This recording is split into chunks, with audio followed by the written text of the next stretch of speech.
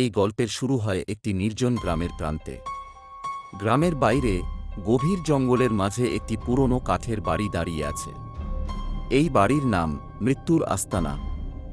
দিনের বেলায় এটি দেখতে যেমন সাধারণ, রাতের বেলায় এটি হয়ে ওঠে ভয়ের অন্য নাম।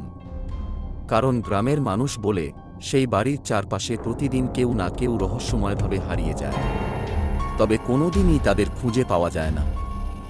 রাত গভীর, একটি ঝড়ো হাওয়া বইছে, আকাশে কালো মেঘ, মাঝে মাঝে বিদ্যুৎ চমকাচ্ছে। এমন এক রাতে রাজীব নামের এক যুবক শহর থেকে গ্রামে ফিরছিল।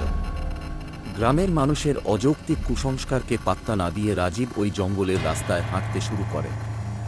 সে ভাবল এগুলো মিথ্যে ভয়, ভূত বলে কিছু নেই। রাস্তাটি ছিল সম্পূর্ণ নির্জন, শুধুমাত্র নিজের জুতোর আওয়াজ আর গাছের পাতার মৃদু দুলুনির শব্দ শোনা যাচ্ছিল। হঠাৎ দূরে কিছু একটা নড়তে দেখা গেল।